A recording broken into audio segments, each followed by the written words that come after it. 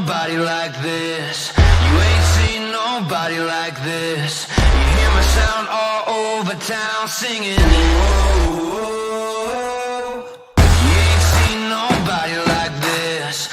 You ain't seen nobody like this. You hear my sound all over town singing. Whoa. I think there's something in the water. If you wanna take a sip, but be careful what you wish for. The faint of heart can't handle it. Everybody wants a piece of someone else's prize, but it ain't free, it don't come cheap. Only the strongest will survive. You ain't seen nobody like this. Good evening and welcome to San Antonio Soccer Roundtable. My name is Harry, the host tonight. Rafa, you're bringing up the Rafa Power Index, I believe, here tonight as well. Yes, sir. The often imitated and never duplicated our RPIs for San Antonio. They make their debut. Then with the 50-50, I know you do the statewide one, which keep waiting for Jay to show up, but they kind of let me down yesterday against Southwest. But we'll get to that here. I think Southwest may be on that list. I'll say Southwest looked good. Both the varsity and JV for that here. And to me, it was just more how they connect with each other, because AJ played on the JV side, and he spoke with them as, I guess, the club team that they play for. A lot on the varsity have played together for a long time, so they have that chemistry, and then knowing where they're going to be. So I was very impressed with Southwest, but we'll see where they fall in the rankings here. I do want to touch base because it's been a while, a couple weeks since we do it. The showcases have been over. There's still a few that's going on for the smaller districts here. Your thoughts on the showcases? Anybody that kind of stood out to you, or any showcases that kind of stood out? I know for me, the I-10 one over, in Katy always is good. I know you're a fan of the one up in Dallas. Locally, I went to the NISD Northeast was a good one, and I braved the Smithson Valley freeze out for that here, where they had the JV on the grass field and the varsity playing on the main stadium there in Smithson Valley.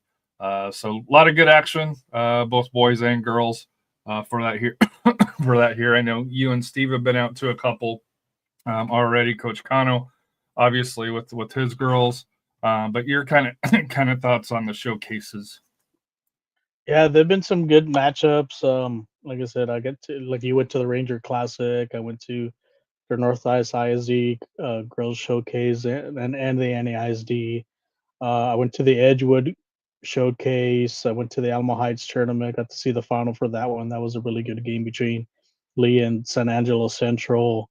Some non-district games. Me and Steve did our first joint play-by-play at Back West for the which was a kind of like a playoff game between Dripping Springs boys and Johnson. That was a really good game, exciting game, back and forth, a lot of action.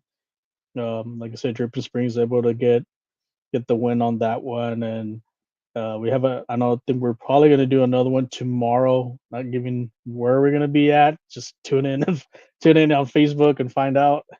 But I know we're in for a doozy on this one. But there's going to be some great games going. Like I said, going on tomorrow. But like I said, this past 2 weeks, like I said, now it is one of the reasons why I haven't put like any rankings yet. I wanted everything kind of marinate. So, but we had some great games, some teams went out of town. Like I said, like Southwest went to the Georgetown Showcase, or some that went to Dallas, Houston, someone that went to the Valley. I think the J girls went down to the Valley, so they did well down there. So it's a good opportunity. Now we're kind of settling in now with district play, maybe except for some of the 4As, or some that are still in non-district play, but I think by the time the end of these January, we'll start district play for pretty much everybody. And so we're going to start with TAPS just to kind of catch everybody up of where things are at for that here. I'm going to start with the boys. The Division 1, District 3. So I got it spelled out so that way I get it right this time. St. Dominic, 2-0. Central Catholic's only played 1, but 8-0-2. St. Michael's, 5-3, 1-1. And then SanAntonio and TMI, kind of not off to the best years, but it looks like this one's going to be between Central Catholic and St. Dominic as far as who gets the top spot in Division 1, District 3. Yeah, Central Catholic, like I said, they have a coaching change this year. With one of my buddies, Coach Bart Valerio, who I coach with America. So he's doing a good job there. It's going to be a real key game because I know they're still doing some non-district games. I think next week they'll go back to the district, and that's going to be a key game for them against Dominic Savio from the Austin area. I think whoever, if they can get a win versus them, that'll get them kind of some momentum, kind of locking into that to that district title. But don't count on St. Michael's. Like I said, they could be a spoiler, as well. And then we'll see if Antonian and TMI can kind of pick it up. I know TMI is moving up from Division 2 to Division 1, so it's some adjustment. But like I said, it's still early. Like I said, there's still plenty of soccer to play, and hopefully we can get at least 3 San Antonio teams in that to get into the playoffs. Well, we got to see how the playoff structure is. I haven't been able to find the playoff structure yet through TAPS. I know we're closer to that than we are, obviously, with UIL for that here. Division 2, District 3, St. Mary's Hall's 2-0 in District SA Christian. 10-2-1, 2-1. They did lose to Brownsville St. Joseph for that here. Brownsville St. Joseph 5-2, 2-1. So to me, a 3-horse race up the top, but don't sleep on Laredo as well. And then, Victoria, St. Joseph, and St. Anthony, the Yellow Jackets. A long year. It looks like it's a long year for them, unfortunately. Yeah, I guess the surprise has been St. Mary's Hall. They, like I said, they've kind of been in the, they've made the playoffs, they just haven't been contending. The 3-4, yeah. Yeah, the 3-4. Now they're in the mix, and like I said, as San Antonio Christian, like I said, every year they're always between them and St. Joseph's going for that district title. So it's, like I said, it's going to come down to those 3 who wins it. Can Loretto St. Augustine kind of keep, lock in that 4th spot, kind of keep Victoria or St. Anthony's to kind of sneak up on them. So things are kind of shaping up there in Division 2, and like I said, now we're going to head up. Division 3, District 5, Corpus Christi, St. John Paul II, 3-3, 1-0, Geneva 1-0. Real early on this one here. Looks like a pretty even division or district for District 5 here. Still way too early to say how this one's going to shake out or who even's the favorite, if you ask me. Yeah, if you look at Geneva, I think they have a good chance of claiming that district title. As I said, it's going to come down to John Paul II. Christian School for Castle Hills. Like I said, they haven't played a district game yet, but like I said, they have an opportunity to try to sneak in. And we'll see what Holy Cross can do. Like I said, I know they're 0-1, but they're kind of struggle a little bit early on with their non-district games. Hopefully, maybe that can kind of get them more prepared and going into the district play in the coming weeks. And Division 3, District 6, Church JP2, 7-4-1, New Braunfels Christian Academy, Kerrville, and the Atonement. Haven't played any district games as of yet, so hard to get a read through here, but I'm assuming Church JP2 and New Braunfels Christian historically have had very, very strong teams, so I wouldn't expect that to change. Those two, like I said, year in, year out, they've been battling it out for the title. Like I said, it's going to be a great matchup when they meet up. We'll see what the other 2 teams like Kerrville and Atonement be a little spoiler into the district as far as the district title race. Your volume's coming in and out, Rafa here. Can you hear me now? Here. A little bit better, yeah. Division 1, District 3, St. Michael's 7-2, 2-0. Antonio and the Lady Apaches 9-0-4, 1-0. TMI respectable 7-5-2, 1-1. St. Dominic 0-1. Incarnate Word 0-2. Still pretty early, but the Lady Apaches and the St. Michael Warriors and even TMI look like pretty solid girls team so far in the early season for TAPS. Yeah, with TMI, like I mentioned, they moved up a division. So they played a really tough non-district play. I think they anticipated that this is going to be a really tough district coming in. So I think they'll still be in the mix. Antonian ladies, like I said, they haven't lost a game. Like I said, they have 4 ties. I think the favorite's going to be, like I said, is St. Michael. We'll see how they match up with them and also with TMI. And we'll see what the Lady Shamrocks can do, see if they can get into that. Division 2, District 3, SanAntonio Christian 8-5-1, 1-0. St. Mary's, the Lady Barons 1-0 in district, and St. Anthony's 0-2. So 2 tough losses to get started, and so far Victoria St. Joseph hasn't registered anything as of yet. But to me, like I said here, SanAntonio Christian historically has been the better team as far as out of these 4. Of course, St. Mary's has had some good teams, especially under Coach Cano through here, and it looks like that they're back being competitive at 3-1-2 again this year, and maybe they can contend with SanAntonio Christian. Yeah, that's like I said, it'll be down to those 2, but SanAntonio Christian's, like I said, year in, year out, even though they're kind of rebuilding a little bit from last year, like I said, they're gonna. So I think they'll still end up winning the district title. We'll see what St. Anthony's can do. I remember the last 2 years they've been surprising. They're like the surprise of the district. They're to get into the playoffs. We'll see if they can get it together before because they get a couple wins in, try to sneak in. Division 3, District 4, Geneva 5-4-1, but 4-1 in district. Shirts JP2 11-4-2, 2-0 in district. New Braunfels Christian 5-7, 2-1. San Marcos Academy, the Lady Bears 1-1. Atonement 1-2. Holy Cross 1-3 in district, and Corpus Christi JP2 0-3. Last year, Geneva and JP2 went toe to toe. Looks like it's shaping up that way again. I know if you look at the overall record for Geneva, it doesn't look that great, but district-wise, they've got off to a strong start once again. Yeah, I think they've already met. I think they've already played each other. They recently played each other. I can tell you here. Hold on, girls. District Division 3.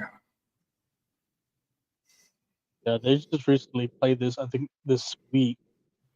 I did see a post on them.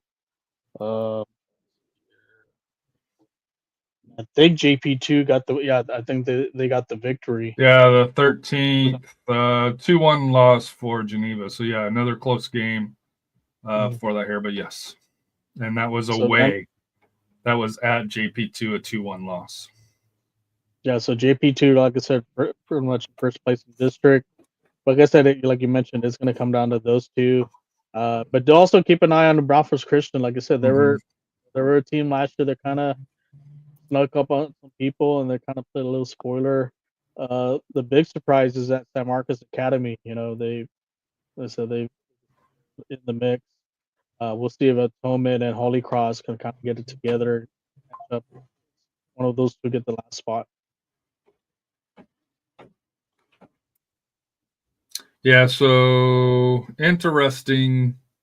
New Braunfels Christian plays JP2 the 22nd and the 25th home and away series right there for that here. So that's it for the TAPS. Moving over to the UIL standings here for that here for Region 4. We'll go through these real quick here if you want to point out anything that stands out. Lago Vista Northeast, or Austin Northeast Early College Raiders, and Austin Eastside Early College and Burnett played a district game. They won.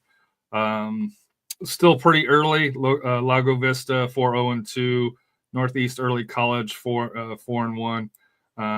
Any teams to be on the lookout for, District 25 for the boys? Well, the key game this week was actually Northeast Early College versus Austin Achieve, because Austin Achieve is the defending district champs, and Northeast got a big win versus them. And then, like I said, Northeast dropped down from 5A to 4A.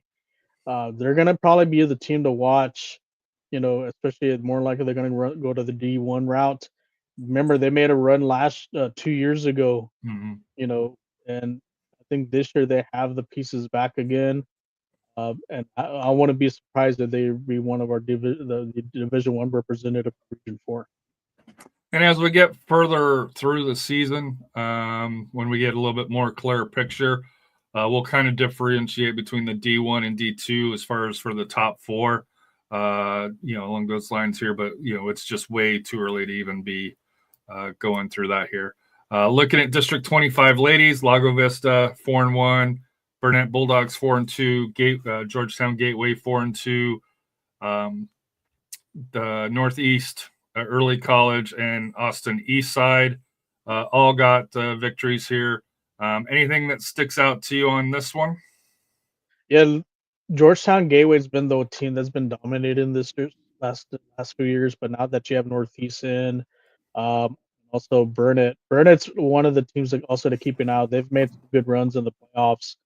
I think though they're them and the surprise would be Lago Vista. Like I said, I think it's going to come down to those two, but also keep an eye on Northeast. I think Northeast they have the good girls program as well.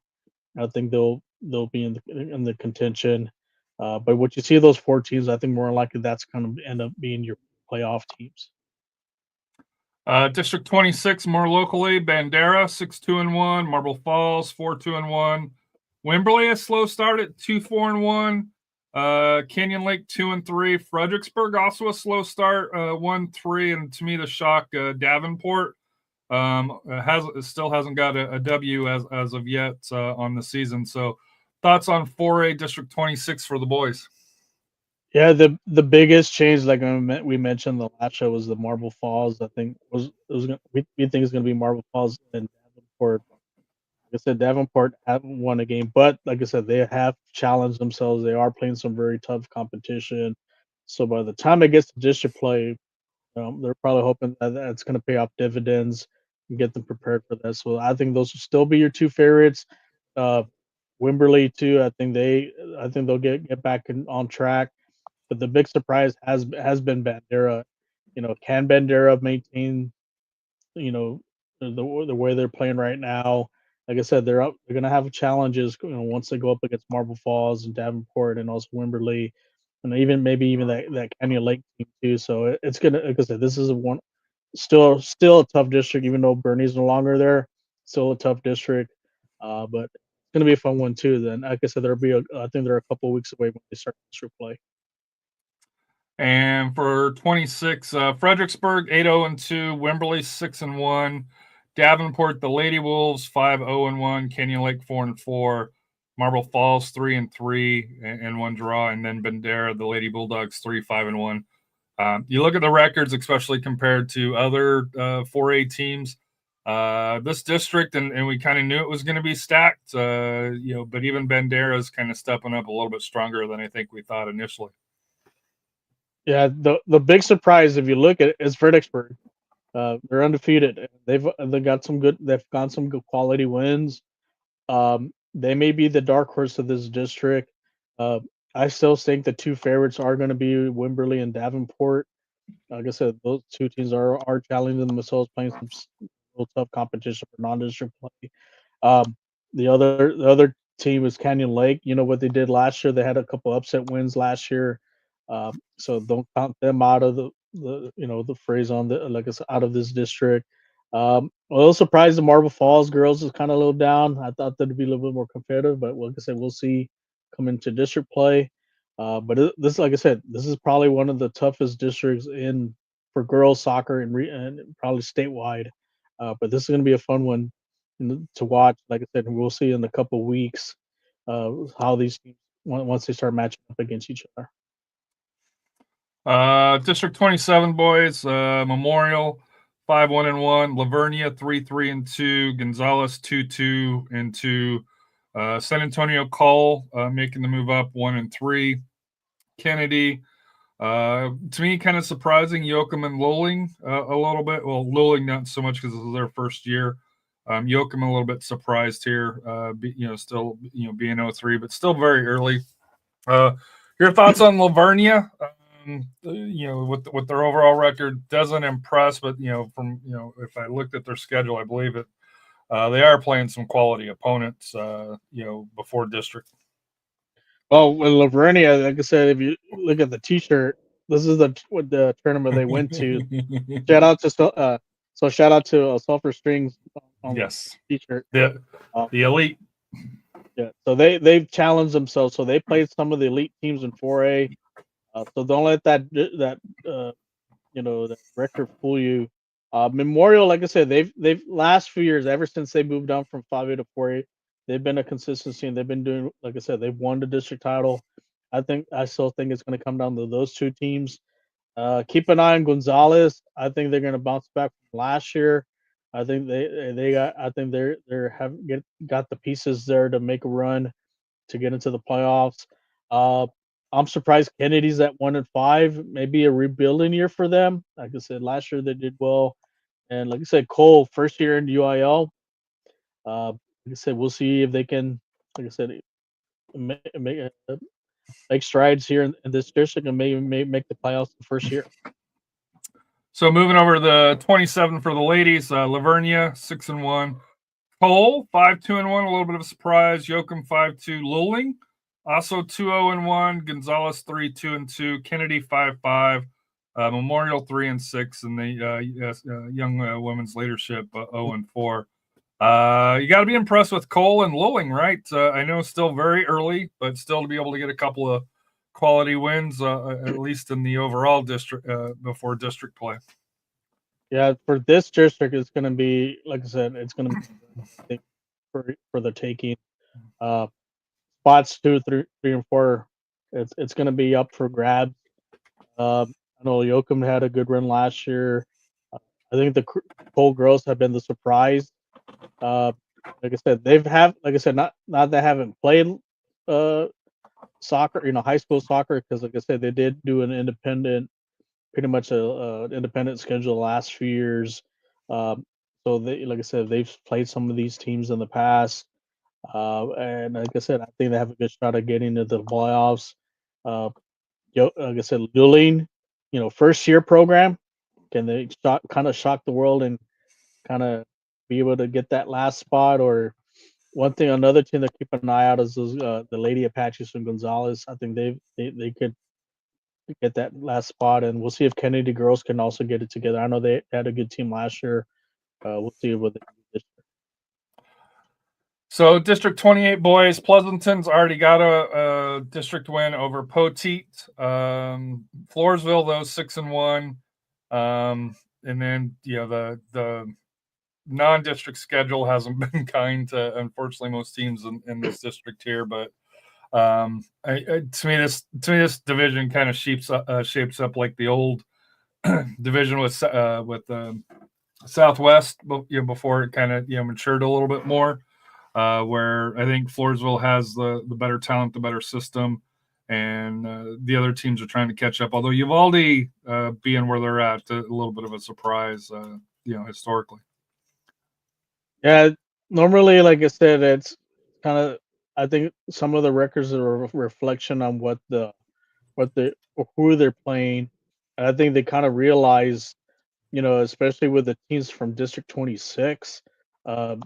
They have to challenge themselves, and they have to, be able to match that level of play and that speed of play too. Kind of looking at the schedule from especially like with Uvalde, they've played some really tough teams, some 5A teams, some 6A teams. So, but that's going to prepare them, for district play. Floresville, like I said, they're off to a great start. But I think what's going to come down to, I think Uvalde, Floresville, Pleasanton those are the three that are going to fight for the title. Somerset, like I said, it's their. I think they'll end up getting that fourth spot, but can they fend off Hondo? I know Hondo's been knocking on the door the last couple of years. I hope maybe this is the year that they finally kind of get in. So District 28 on the girls' side, very similar. Floresville 5-4-1, and then Pleasanton, Uvalde, Hondo, Somerset, Poteet, Pearsall, all had record-wise going into district not looking good. I know Uvalde started out slow last year as well, and then came on. And Pleasanton, I think, also was same similar situation here. But your thoughts on the 28 for the ladies? Yeah, like with the boys, the same thing with the girls. Just them kind of getting it together. And these are younger programs too, by the way, for the most part. Yeah, some of them are. Like I said, I know Uvalde's been involved in Pleasanton. Close has been there longer, but they've established themselves, especially here in 4A.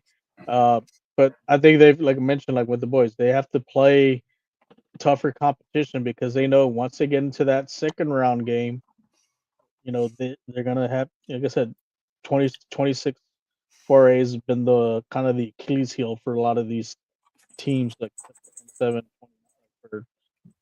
Moving to 29, St. Grace Academy, Beeview Jones, Corpus Christi, Toulouse Midway, each have already got district wins. Your thoughts on this district? I know it's not a lot of data coming in, and especially if we get to 30, 31, and 32 with the idea schools, it gets a little bit sketchy for that here. But your thoughts kind of on the Corpus Christi area for the 4A? Yeah, for this district, usually the team that's been dominating the district has been the London Pirates. Year in, year out. Like I said, they've made a run last year. I know they had a pretty good game last year for the boys. And then you have other contenders in here, Beeville, Tussle Midway, Ingleside. Keep an eye on Ingleside. I think they could do some damage this year. And also, they Rockport. mentioned that they've been dealing with some injuries. If you follow them on X, so they're saying that they are getting healthy. So I know they mentioned that they got the early district loss, but they're it sounds like from the coach that they're expecting better things to turn around. And then for the ladies, Rockport Fulton district, Beeville Jones lost the first district match, but not a lot on this one here. Your thoughts on this one? Well, the surprise is that Cal Allen girls with a goose egg, but don't let that fool you because they've made it a state a couple of years ago, and like I said, they've matched up well with the teams from 24A. I think what they've done this season, I think they realize they have to challenge themselves, especially way the format goes for the playoffs. Knowing that if also watch on the 50-50, the one that's been dominated for 4A girls has been like Salina, so they have to play against those caliber type teams just to prepare for a team like that, or like a Lumberton or Bay City or Salado. So I think when the district starts to kind of roll now, like I said, you'll probably end up seeing Cal at the top list, and then also keep an eye on the London girls too. I think they got a good program as well. And Cal Allen will play district against Kingsville King tomorrow. Moving to 30, not a lot of information for both the boys or the girls for that here. 31, Progresso, really the only one that's updated anything. And there wasn't hardly anything updated on the 31. And then 32, not a lot updated. I'm going to try to see if I can reach out to somebody down in in the Valley, in Brownsville area to see if we can try to see if we can get some sort of records, maybe with an ISD or something like that to see if we can get that. Any thoughts on 31, 32, and 30 for that here as far as anything at this point, or we just want to wait till we get more information? Well, with Progresso, like I said, they won the Sulphur Springs tournament, so they're probably going to be a contender here for Region 4. As far as on the boys side, same thing with the boys side for District 31. Keep an eye on, like I said, now that Valley View's dropped down, them and the Hidalgo are going to go kind of toe to toe. Especially now that Hidalgo's former coach is now with Valley View, so it's going to be, I'm sure, with that whatever happened in that situation, I'm sure he's probably going to be gunning for them. So those probably, as far as boys side, probably those are the 3 best teams down there. Girls side, not as much as far as, I think it's wide open there for the girls there in the Valley. I think like I said, whoever can get hot during the play into the playoffs, we'll see what they do. But like I said, it's going to be a tough challenge once they run into teams up here in the San Antonio area for 4A. So moving to 5A, Lockhart on the boys for District 25. Leander Glenn, Leander Lyons, Liberty Hill, Leander Rouse, and through here. But Lockhart Lions, a surprise at 6-0. Mm-hmm. Yeah, that's a surprise. But like I said, Leander Glenn's is the team to beat. And I think they proved it last year, and so they kind of someone can knock them off. We'll see once they get into district play. Also, keep an eye on Leander Rouse. I know that that record doesn't reflect how much. They're always a tough team. Same thing with Cedar Park.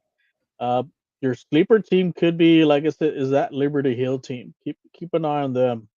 If Lockhart wants to get into maybe, get that final playoff spot, it's probably going to come down to them and Liberty Hill. And then moving to the ladies for 25, Buda Hayes 7-0, Leander Rouse 6-0-1, Cal Lehman 2-0, Liberty Hill 4-1, Cedar Park 4-1, Leander 5-3-1, Leander Glenn 3-2-1, and Lockhart just by standing wise at 3-2. This one has to be one of the toughest divisions, at least early on paper. And I know there's another one coming up here that's also extremely tough. I believe it's 26, if memory serves me right, in the San Antonio area. This one looks loaded, at least from my view, which I don't have the same expertise of high school soccer that you do. Yeah, you got to remember last year 25 5A swept 26. So they're, like I said, as far as Region 4, them at 25 and 26 are probably the toughest districts, probably even in the state. I think it's going to come down to, who really can Buda Hayes maintain that record and compete. Like I said, Liberty Hill's a great squad. So is Cedar Park. Leander, like I said, last year, it came down to Leander Rouse for the girls. One of the things they said they do, these teams challenge themselves before district play. So the records may not look fancy, but everything. They still look good. Yeah, they still look good. So that shows they've beat some quality teams. And like I said, the one I actually got to see is Lockhart. They could be a sleeper team. The girls of Lockhart, they have some talent, and I did get to speak to them, and after the game against Harlan, and they may be one team that could sneak up on them, and they've done a good job, kind of help rebuild that program. So, but that's going to be a fun district to watch, from the Austin area. And then 26 for the boys: Bernie 3-1, Alamo Heights 5-2, Piper 4-4. Each one of those got a early district win.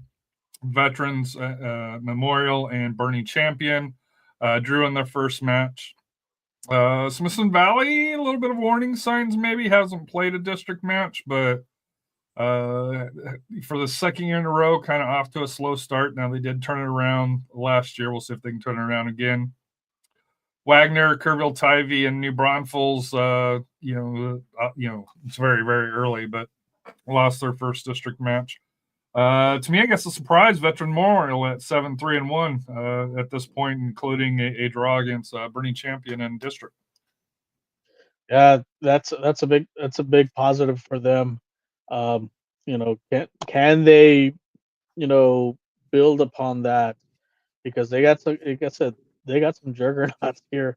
Like I said, Bernie boys last year, how far they went last, 4A, now they're up in 5A, but like I said, they challenged themselves. They went to that North Texas Elite Showcase and did very well up there. Alamo Heights, like I said, they're another strong team moving over. Piper, I know Piper. That don't let that 4-4 fool you. They've played some good teams, to start off the season. Bernie Champion, a little slow start. We'll see if they can get it together. And same thing with Simpson Valley. I think, and the one's a little surprising, a little New Braunfels, from them moving on from 6A to 5A.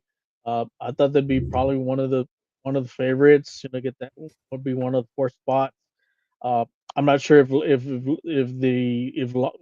Long Creek opening up, kind of has taken some of their talent away. We'll see in the, like I said, in the next couple, next few years. But we'll see if they can kind of get it together.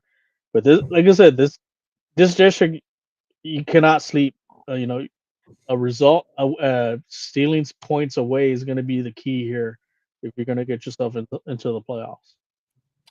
And moving over to the ladies, not much difference. Bernie 6-2, Piper 5-1-1, Alamo Heights 5-2, Bernie Champion 2-3, but they got a victory in district. Smithson Valley 2 no district play as of yet. Veterans Memorial, Wagner, Kerrville, Tivy to me is kind of the surprise at 5, still winless on the year, including dropping a district match here. But I know we all said Bernie, Piper, Alamo Heights. Those are the top 3, and then who could get that last spot. I think there's like 16 contention. You got to think also. Like I said, to me, going in, it was going to be between Bernie, Piper, Alamo Heights, Champion, Simpson Valley, and New Braunfels. No disrespect to the other 3. And what's going to be a shame that two of those, 2 out of those 6 are not going to make the playoffs. They probably would be making the playoffs in another district or even winning a district title. So, like I mentioned, the key on this is you have to steal points away. You got to defend your home turf. Got to win your home games. If you can steal a point away, or you can get a big win away, it's going to help your chances of qualifying for the playoffs for this. So moving to 5A District 27, Jefferson, Burbank, Seguin got their first district win in, I want to say, a few years. I believe is what they mentioned. Edison. It was the boys. But it was their first district. I want to say in 4 years, and I know they were in the real tough district. What was it, the 26, right? Or yeah, it was it was tough. Like I said here, Lanier hasn't played as of yet. Anything surprised you on this here? I know Jefferson was kind of talking with you, was kind of your team to look out for on this one here.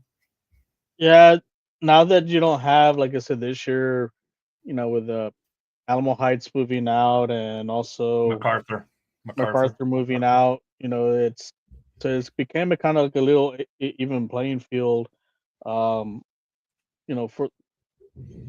here for the boys. It's going to be tough. Still a tough district. Like you mentioned, like Seguin boys finally got a district win after 4 years. They had a good showing at that, but they actually beat Jay there at that Ranger Classic, so that was a good confidence booster for them. We'll see. Like I said, yeah. The one team to kind of look out here in the boys is Lanier. Like I said, I think they've challenged themselves. I think they'll be I think it's going to be between them and Jefferson. Can Burbank kind of maintain where they're at?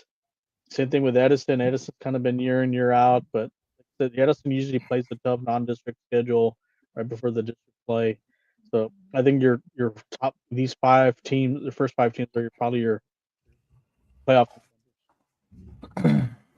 Pretty much same thing over and with the 27 girls. Jefferson, Highlands, Edison, Seguin also got a win in district for the here. Any surprises on this one here? Anything that stands out to you? I know you mentioned the heavyweights, Alamo Heights and MacArthur have departed for other districts. Within 5A4 here. But your thoughts on the 27 ladies? Yeah, the one, I think the Seguin girls may make some noise this year, and I know I did get to see them play. They hung around for a while when they played Bernie High. Mm-hmm. They kind of frustrated them for a bit until, like I said, they gave up a late goal in the first half, and then kind of went down a little bit. I think they kind of wore out, but it was a good showing. One of the things is they played well defensively. They had a good goal. They have a good goalkeeper. The thing is with them was how were they going to be able to find some offense, and that was the kind of the role they were lacking in that Bernie game. Jeff, like I said, I did get to see Jeff play when they played Coach Connell's team in scrimmage. They're a good team. I think they're going to be the favorites. Surprise the Highlands. Highlands, hasn't really been a factor this year. Like I said, this could be their year. Edison's year in year out. The girls they've always been in contention. Even before Alamo Heights and Arthur were in that district over the last years, it was kind of like the Edison Jefferson show for the girls soccer. I think those 4 teams, and then we'll see if Lanier can kind of sneak in. District 28, MacArthur 6-0-1, 2-0 in district. Southwest 4-4, 2-0 in district. Southwest Legacy 4-4, 2-0 in district. Southwest Dragons still undefeated, 6-0, 1-0. They beat Jay the other night. John Jay 4-3, 1-1. They get off to a good start, but have kind of struggled in their last 3. For that here, they'll be hoping to get back on the winning ways for that here. Eagle Pass, Eagle Pass CC win 2-4, 1-1. McCollum, Southside, Harlandale, and South San. But to me, this is shaping up. MacArthur, Southwest has to be the 2 heavyweights so far early on. Legacy and John Jay, I think, still trying to figure out how that top 4 will shake out. Yeah, so Southwest, like I said, they're the clear favorites for this, but like I said, MacArthur's not going to roll over. I know last year those 2 did face each other in the playoffs, and like I said, Southwest kind of did a number on them. So maybe MacArthur can use that as some fuel going into when they match up. Southwest Legacy, like I said, they're what they did last year. They're going to hopefully build upon. They always play Southwest tough because it's, like I said, it's a classico for them. Maybe if they can get the pieces together, never know. Anything can happen. J boys, like I said, dropping up from 6A to 5A. I think they'll be fine, even though they got to find that talent on the offense. The offense is there. They lost a lot of due to graduation last year, so it was some growing pains with that. So, but I think they'll bounce back, and then we'll see what CC Win does. Like I said, can they surprise some teams? We'll see, and then we have the rest. One little surprise is that Harlandale. Remember the Harlandale? Last year they started off really high. Well, it wasn't just last year; it's the last 2 years that they started out. Like really hot, but then they got brought back to reality when they ran into Southwest. So maybe they're trying something a little bit different this year. Yeah. Maybe they learned something. Like I said, they have to play some tougher teams. But like I said, with Southwest, like I said, the key for them is is not losing focus. And even though they're not, they played some heavyweights early on. Your district may not be as strong as maybe some of the other ones, but you still have to remain focused. You still have to show up because any little off night, it can kind of derail what you're trying to do. especially the team they have. I know they're talking a lot about, oh, this is our year. We're gonna go deep. You just got to play one game at a time. Don't look ahead. When you start looking ahead, not be one night. That's not your night, and so you gotta have to find a way. Find a way to win. But like I said, I think they have a good. I think they have a good chance. It's just gonna depend on what division they're in. Either D1, more likely they're gonna be D1, and the biggest the kryptonite has been those teams in the valley. So we'll see if Lopez gets in, and I know Lopez has been kind of turned up, which we'll talk about in a bit. I guess we'll get to the girls' side for 28. Yeah, they'll be D1 because they're the largest school. So for that here, so yeah, they'll be. To me, the surprise, John Jay, the Lady Stings, 6-2-1, 2-0 in district. Southwest Legacy 2-0, MacArthur 2-0, no shock there. McCullum 1-1, South San 1-1. The Lady Dragons started out district with the loss. That one kind of surprised me a little bit. For that here, your thoughts? I think your two favorites here is going to come down to John Jay and MacArthur. One thing with John Jay, they had a real positive results when they went down in the valley for that tournament, especially that they got a 0-0 tie with McAllen. And like I said, I actually got to see McAllen play over the past weekend. Great squad. They're going to do some damage down there with them at Memorial, which a little bit more, but that's a good result for them. Like I said, they took care of business against Southwest, and I'm sure Southwest Lady Dragons they know it's not gonna be a gimme this year, especially with Jay and MacArthur in. Legacy, we'll see what they can do. Can they maintain momentum in there? I know last year McCullum, like I said, a playoff team last year. I know like I said, they had a loss, recently. Can they kind of bounce back? And like I said, I know they had a win this past week, but like I said, it's going to come down. I think it's like a 5-team race for the 4 spots. But right now, your early district title favorites are going to be probably John Jay MacArthur. And just want to give a shout out to Matt South San, the Lady Bobcats, early on putting some pelts on the board here, which is good to see for them here. Moving to 29. Corpus Christi Veterans Memorial 5-2, 2-0. Corpus Christi Flower Bluff 5-3, 2-0. Gregory Portland 1-0-1. Just trying to think here. Corpus Christi 1-1. Carroll Tigers. Your thoughts on the Corpus schools out of 29? Any surprises? No, the two favorites there are going to be Veterans Memorial and Flower Bluff. Year in, year out, those are the two.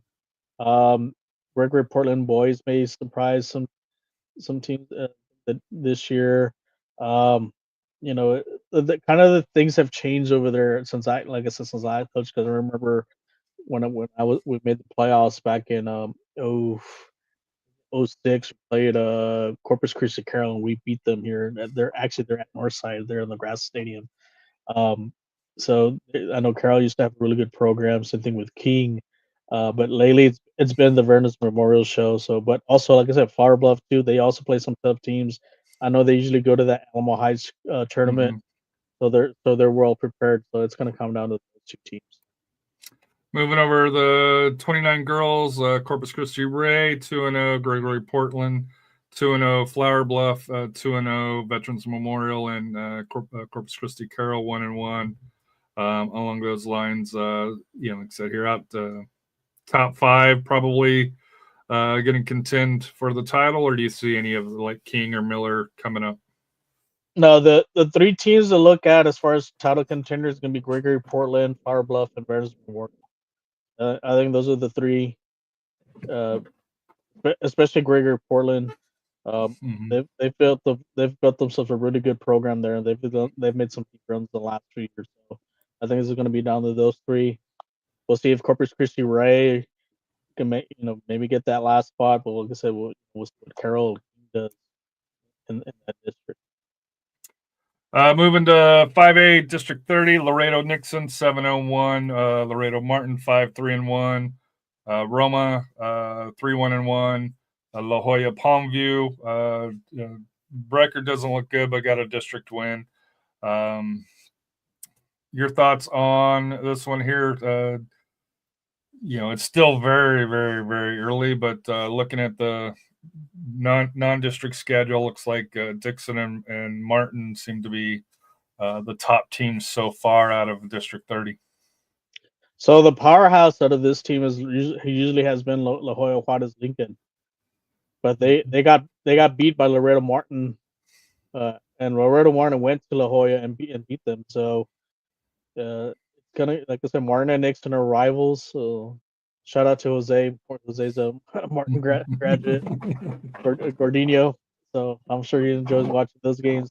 I actually got the pleasure to watch Nixon play when they played at the Edgewood tournament. I got to talk to some players that kind of gave me some insight.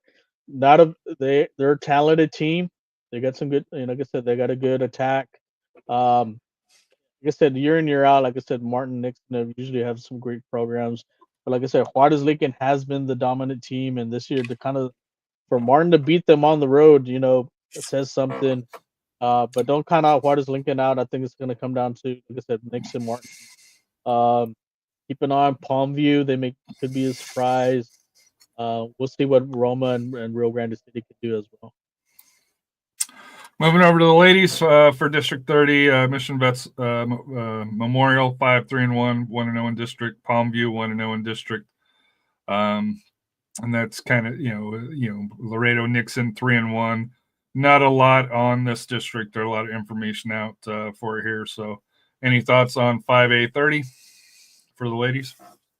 Yeah, this was a little open race, but I think it's going to come down to Mission Veterans Memorial. I think they're going to, like I said, they're the favorite. See how the program. 31, always a little bit light reporting for District 31. It doesn't seem like no matter the region. Was it PSJA? I forgot what that stands for. I had it written down. San Juan Alamo. North Raiders 3-2, 1-0. Mission Sherryland 1-0 or 1-2-1, 1-0. Just it's hard to give a whole lot of information on here. Any thoughts, real quick, on 31 boys? Usually, like I said, the top team has been Sherryland. Sherryland, like I said, they've won a state title in the past. But also PSGA Southwest, they've had also a real good program. It's probably going to come down to those two, and then we'll see if PSGA North can get into the Final Four. One of the two last remaining spots. Same thing with Sherryland Pioneer, McAllen. McAllen Bulldogs. Like I said, they've made the playoffs on the past. Like I said, I think from spots 3 and 4, it's going to be kind of a wide open race behind Sherryland and Southwest. Moving to District 31 girls, PSJA Southwest 7-3, 1-0. McAllen Row undefeated 6-0, 1-0 in District. Sherryland Pioneer 4-1-2. Mission Sherryland 10-1-2, but lost their first district match here. I think that's one kind of surprise, but for District 31, at least for the ladies, seems like we got quite a bit of information so far to kind of get a baseline heading into district. Yeah, the two teams that keep an eye on year in, year out is McAllen, and last year was McAllen Memorial. And I remember last year I had McAllen Memorial, my RPIs for the 50-50. So, and I actually got to see McAllen girls play. They played Madison here. They lost 2-1, but just watching the McAllen team, it's a very talented team. Coach Arnie's got them, they're challenging themselves. I think you do the same thing with McAllen Memorial. I think they realized they had to kind of step it up because both teams made it to the regional semifinals and both teams lost to the Leander. So they know they have to play top level competition to get into the next at least to get to the state tournament. So it's not just SanAntonio that loses to the Austin schools. 5A 32, the last one here. Brownsville Lopez 6-0, 2-0. Brownsville Porter 1-1. Harlingen South got an early district win. Thoughts on this one here? I guess Brownsville Rivera losing the district, probably a little bit of surprise if you're just looking at the standings here. But I know you're a big Brownsville Porter fan and Rivera fan historically. But your thoughts on 32 boys? Well, I'm more of a Hannah fan because that's where my dad graduated. Well, the original Brownsville High. Well, I have cousins that went to Lopez, so I don't think it's like, hey, you're a Porter. So, like I said, well, just talking soccer wise, soccer wise. No, but this district, this is a tough district. I mean, now that you have Brownsville Rivera kind of swapping places with Veterans Memorial, it's interesting. Like I said, I got to see Brownsville Rivera play. I know it was a scrimmage against Southwest, but that Brownsville Rivera team's got some talent. And I saw one of their midfielders. That kid can go. And like I said, wherever it comes out of this is going to be battle tested. One team also last year that really made some noise was the Donna North team. Mm-hmm. They were up in the top, one of the top 2 teams last year. Like I said, Lopez, I think they returned a lot back. It's gonna be interesting how this matches up. Going into the once the playoffs start, who goes D1 and who goes D2. Southwest is going D1. Does Lopez go D1 or does Rivera go D1 or there's Donna North. It's gonna have to be interesting matchups. I think in the end, you're probably gonna have 3.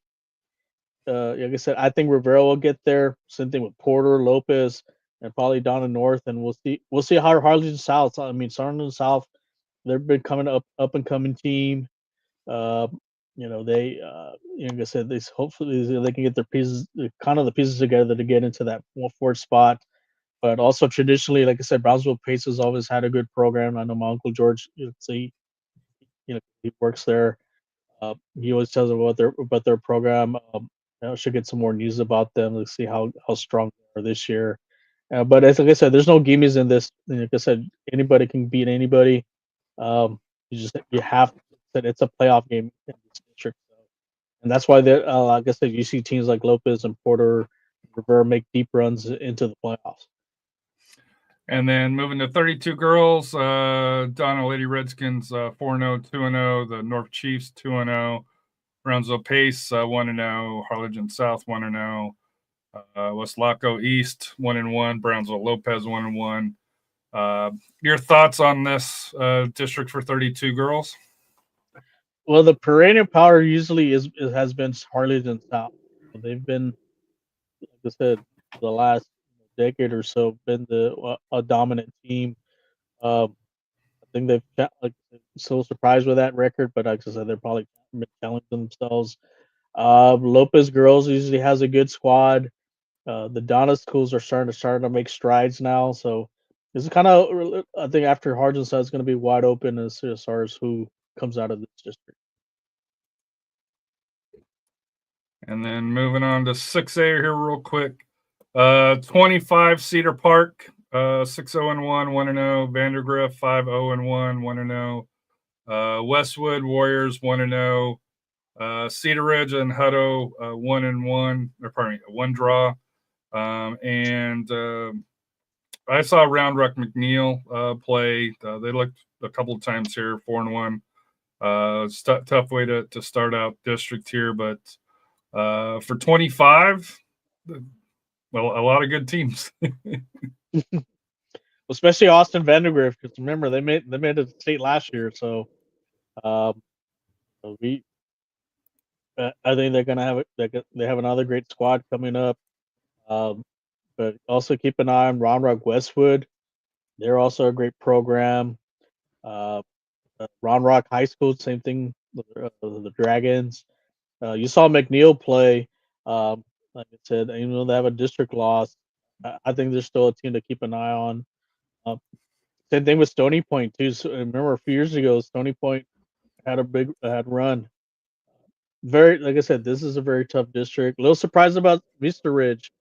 They may be That's gonna be interesting when they get into play at Vandergrift. So if you haven't, you're in the Austin area, circle that game around to see how that one's gonna turn out. It should be a dandy of a game, and maybe you can schedule one of your recruiting visits. yeah.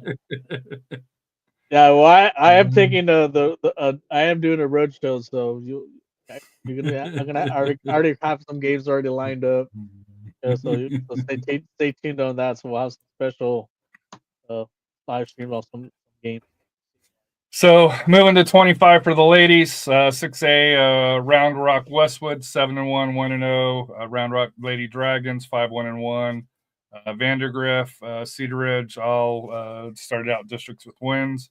McNeil, Vista Park, Caddo, and Stony Point started the district with the loss. I know probably very similar to the boys. A lot of good teams, but only 4 make the playoffs. Yeah. And usually the last 2 years has been Westwood and Round Rock, but also Vandergrift too. The Vandergrift girls have also have a great program.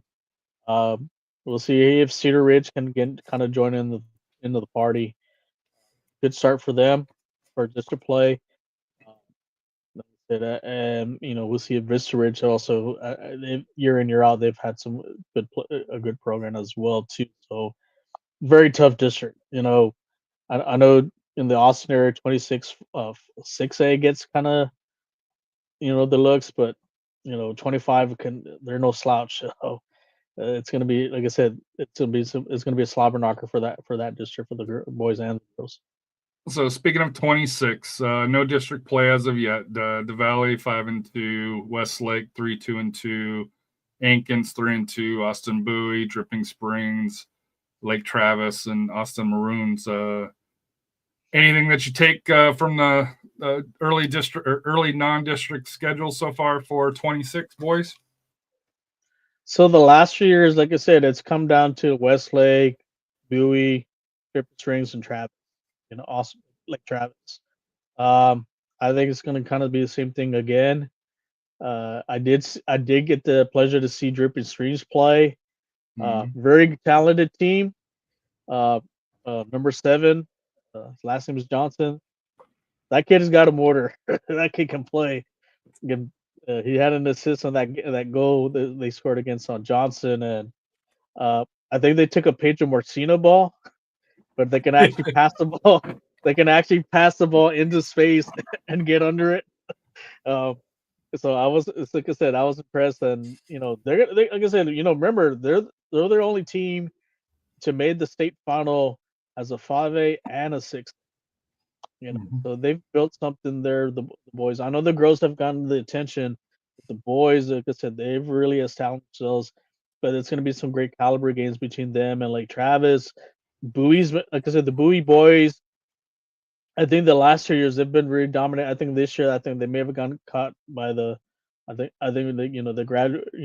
the graduation stuff.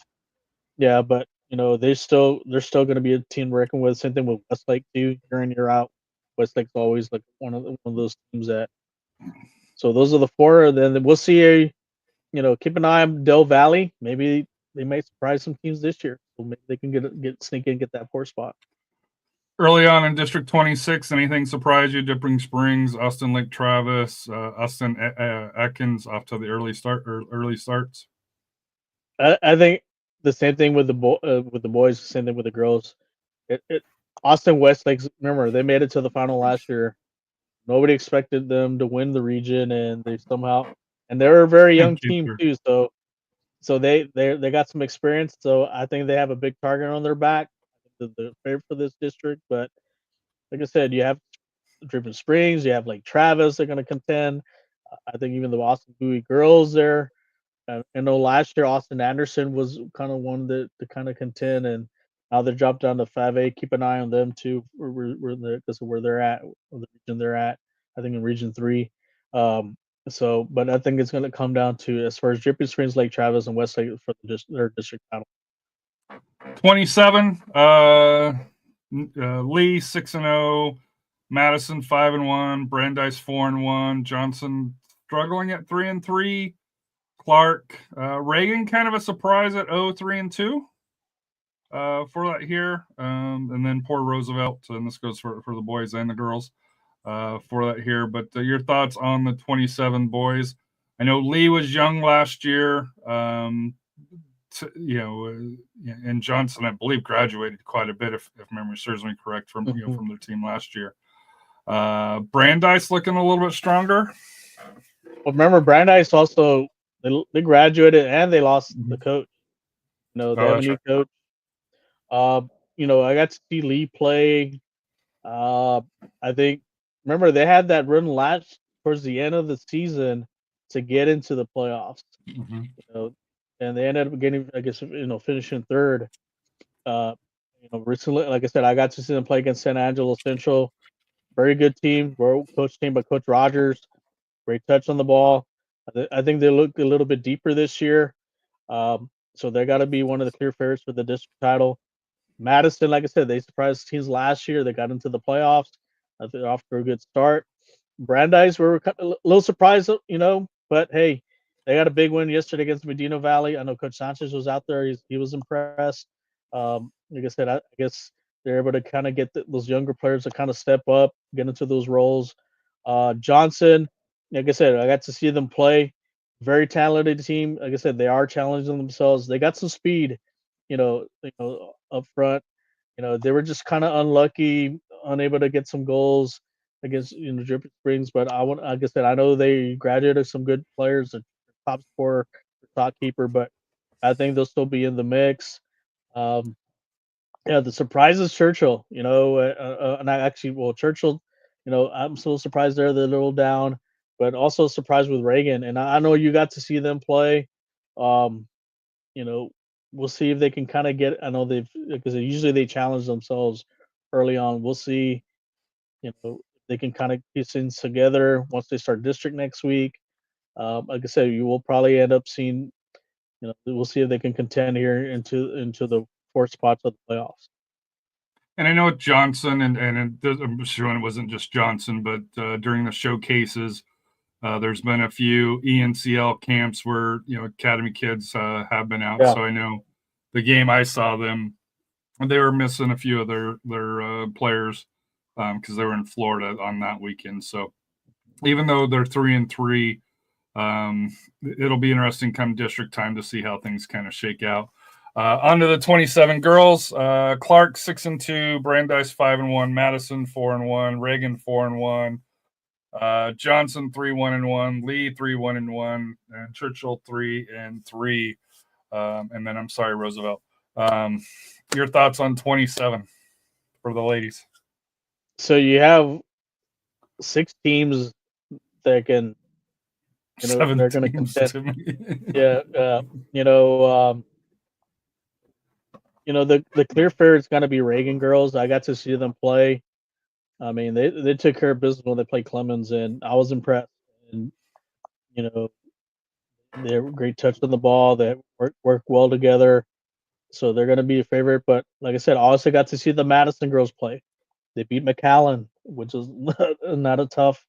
It says not an easy game, and they have some talented players. Same thing with Johnson. Like I said, Johnson's a great program too. The Lee girls, because I know speaking with Coach Cano about the Lee girls, so they scrimmaged them. They had some talent. They had a good run last year. Same thing with Brandeis. They've had struggle the last couple of years.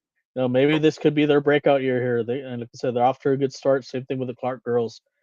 So like I said, this is one of the toughest districts, like I said, in the state for girls soccer. It's going to be interesting next week once this district play begins. Like I said, you have 6 contenders here for 4 spots. Like I mentioned, the Reagan girls, I think I'm giving them the edge as far as the district title, but it's probably going to come down between them and Johnson. But don't be surprised if the other ones can kind of throw them a little monkey wrench in there and try to sneak up and get the title as well. 28 boys. Brennan 6-2, 2-0. Warren 1-0-1, O'Connor 1-0-1, Taft, Marshall, Holmes each 1-1.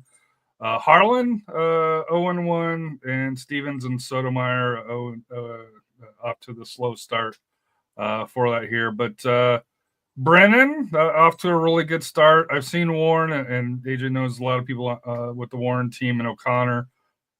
Solid starts to the season for them. Your thoughts on District 28? Yeah, the big win this week was the Brennan Bears beating Harlan, and Harlan's former assistant coach is now the Brennan head coach, and so you get to meet his former head coach there, and they may be this. Like I said, I think they have the pieces to win this title, but finally take it away from Harlan, because Harlan's been dominating last few years, in this district. Warren, great squad. Like I said, we got to talk to the Warren's coach a week ago there when we were when Jay was playing at McCollum. Had a little chit chat with him. He was telling us how he was missing a couple players here, but like I said, I think he said that they had a good squad coming in. I think they had a good opportunities. I know last year, like I said, they did well. O'Connor, like I said, I know they got a win over Johnson. I know, I think hopefully they can build upon that. I know they're trying to kind of piece things together because they didn't make it last year. The one I was looking forward to as far as seeing this year's was Taft. The Taft boys. Mm-hmm. Remember they played Spoiler last year, and had they maybe had a couple extra games, and maybe they would have made the playoffs and surprised some teams. But this year, like I said, I know there were some circumstances with some players not being allowed to play with them. So maybe that record would be a lot different. We'll see. And then, like I said, we'll see what Harlan can do. I know they were young. They're young, but they're well coached. I think they'll bounce back from that loss against Brennan, and like I said, they'll still be in contention. So, like I said, there's about 5 teams here. I think will be contending for these 4 playoff spots. And I want to give a congratulations to Holmes for beating Stevens. That was their first district win in a couple of years, if memory serves me right, when they had done that here. So like I said here, and I know AJ has a couple of teammates on Holmes, so good for them. And unfortunately for Stevens, it looks like it's going to be a long year for that here. And Sotomayor kind of a little bit surprised being 0-5 for there. Moving over to the girls, 28. Warren 5-0, 5-0-1, 2-0. Taft 2-0 in district. With the great Madison goalkeeper or Madison Harris, right? For that here.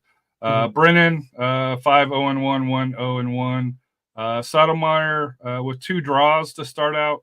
Stevens with the draw, 5-3-1. A little bit of a surprise, for them. Harlan dropped their first district, kind of the surprise. And O'Connor, the Lady Panthers was struggling a little bit historically. You don't quite see that, this early, at least looking at their overall record. Still very, very early. A lot of work to do. But your thoughts on the early season for 28? Yeah, like I said, some of these teams play a little kind of tough non-district. But one thing about you got to really kind of keep an eye on that Warren Warriors girls team. They made some noise last year. They got a very talented forward in midfield. I think to me, they may be the team to beat. But I got to see the Brennan Bears the girls play Saturday, and they got some speed. They're well coached, and I know last year it was kind of a little down here. Even though they made the playoffs, I know they lost a lot of firepower the last 2 years, because remember they were making to the regionals. I think this year they have the pieces to be contending again for the district title.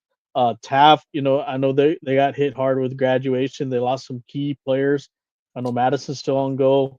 I know that record doesn't reflect on, but like I said, they're 2-0 in district. I think they're still. I was talking to their coach. I think they're a little young, but like I said, if they can get things together, kind of piece it together, they'll be on track. And like I said, they got 2 district wins already. A little surprised with Sotomayor with 2 ties. I thought this would be their breakout year. Try to contend for the title. And also, like I said, O'Connor.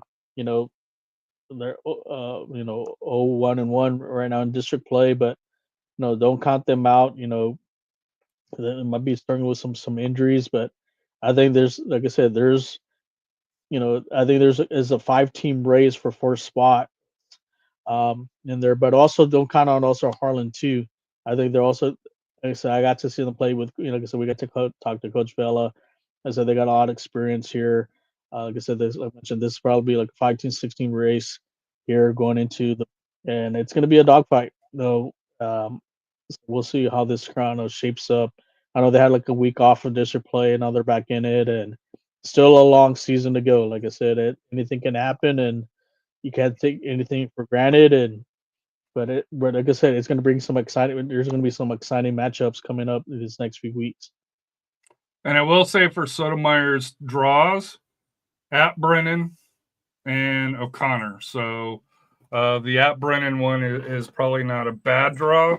Just between there, the O'Connor one, as far as if you're trying to make the playoffs, as you mentioned earlier, you got to be able to pick up points and not drop points. And for O'Connor and Sotomayor, hopefully at the come to the end of the year, you're not wishing you had those other 2 points for that here.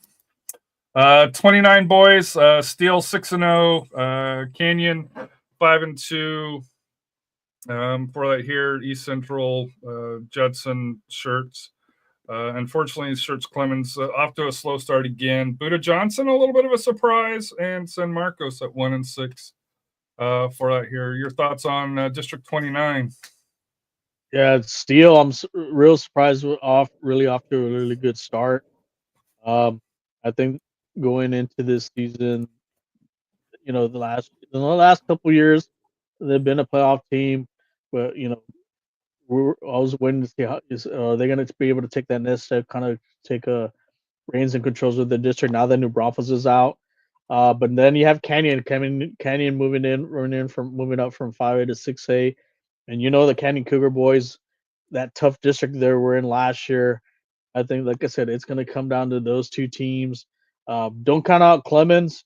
Don't let that record fool you. Slow start. But the thing is that they've played some quality teams. So those three teams, I think, like I said, they're going to pretty much fight it out. For the title. The 4th spot's going to be up in there. I know last year, I think it was Judson. Judson, Johnson, San Marcos. Remember, San Marcos made the playoffs. Oh, that's right. That's right. They sneaked in. I think San Marcos might surprise some teams. I know that record doesn't reflect on a lot. I know talking to Coach Steve, he mentioned about especially their club programs has really taken off there, and it's helping to build especially their high school program, and kind of the teams that they've played. Like I said, they've played. I'm kind of looking at them really quick. Like I said, lost to Westlake. No shame on that. They've played Laredo United, Rockwell Heath. They made the state tournament final a few years ago. They beat a really good Bridgeland team. That's a big win for them. Like I said, they play teams like Mesquite Poteet, Louisville, Straight Jesuit. So that 1-6 record, like I said, they've played high caliber state, teams that normally make it to regionals, state tournaments. I want to count them out. I think they see the whole big picture of it going in. So I think they can be. I think they'll bounce back, and then also Buda Johnson, like I said, coming down, switching over from one district to this district. I think they have, they may kind of have a say on this, but like I said, it's going to be an interesting race, and like I said, they'll start district in a few weeks. So moving to 29, Canyon Cougars 3-1-3, Buda Johnson, San Marcos, Converse, Clemens. Not any records that stand out to you 100%, but still some quality teams. Yeah, the two teams I think that were going to be my favorites for when district was going to be Canyon and Johnson, especially like Buda Johnson, what they did last year, and that tough 26-6A, the one when they're playing against Westlake and Austin Anderson and Travis.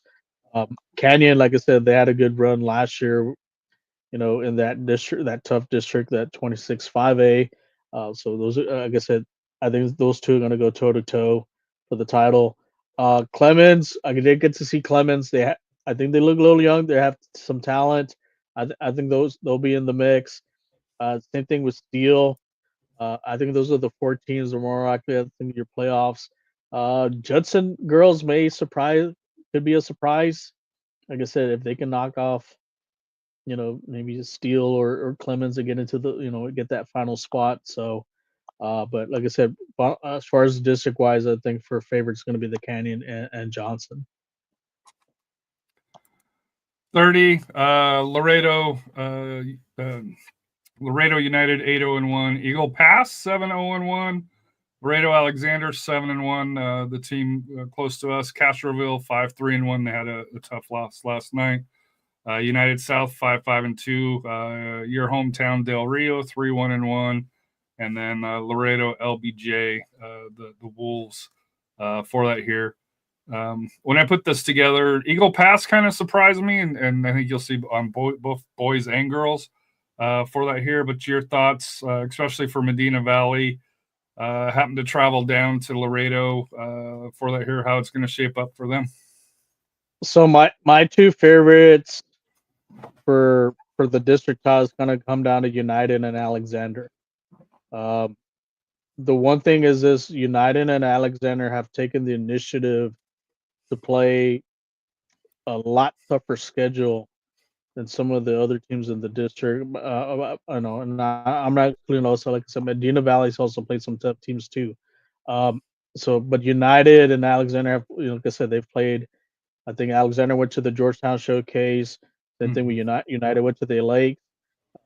So those are the two that I think they're going to be the class of the boys' side. As far as the last two spots, I think it's going to come down to Medina Valley. Keep an eye on United South. They got some talent there. And then you have Del Rio in the mix. I did get to see Del Rio play. The key to this is their defense. But I saw, like I said, they got to fix that. Eagle Pass. One thing about Eagle Pass, like I said, I looked at who they played at. Not as tough as the schedule as some of the other teams at the top of the district. But like I said, we did see some of their club players play, and they did go toe to toe with some of those Duncanville players back in November, December. So we'll see. But I guess what it comes down to, like I said, I think it's a 2-horse race as far as the district title between United and Alexander. So moving over to the ladies, the Medina Valley Lady Panthers 5-1-1. Eagle Pass 6-4-2. And I think you mentioned this, the Laredo Johnson, but the Laredo schools, at least on the girls' side, not as strong as the boys for that here. So your thoughts on District 30 for the girls? So I think this will come down to between Medina Valley and the United Lady Longhorns. I think those are your two district favorites. I know last year the Eagle Pass Lady Eagles surprised everybody. They got into the playoffs. We'll see if they can repeat that performance. Del Rio made the playoffs last year too. The Queens. I think, like I said, they've come up here to play some teams like from the Cibolo Showcase and also the Northeast Showcase to kind of get them prepared. So your top 14 is probably going to end up, like I said, your two contenders for the district title will be Medina Valley United, and then the rest. So as far as the playoffs, the last two spots, I think it's going to come down to Del Rio, probably Johnson, Eagle Pass, and maybe like I said, we'll see if United South can kind of bounce back, but I think it'll be Johnson, Del Rio, and Eagle Pass for the 2 spots. And then 31 boys, Edinburgh North, Edinburgh Indomites, La Jolla, Waslaco, Edinburgh Bobpot, and then Far San Juan, Alamo Bears 0-2. Not a lot for these two districts as far as for a lot of the reportings here, but your thoughts on the boys here, just real quick. Edinburgh North, like I said, last year they made that run to the regional final. So keep an eye. Strong start. Hey, they knocked off Brownsville Rivera last year, so strong start for them. They knocked off Johnson. I never bet against Brownsville. So Edinburgh North, I think they'll still be in the mix. Economides, surprise start for them. We'll see if they can continue on, and then La Jolla usually has a good, decent squad, but I think it's gonna, like I said, I think third and fourth is gonna be open for them.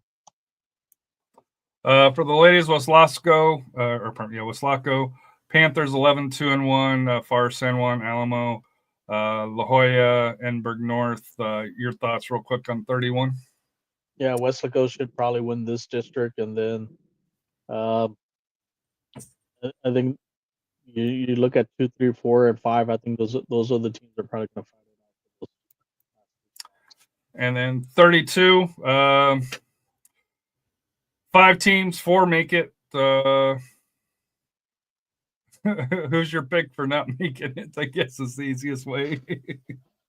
Well, the surprise of seeing Brownsville Hannah with a 1-6 record, and I mean, my dad, he would not probably be happy with that right now, but for this district, like I said, I think the favorite's got to be Veterans Memorial.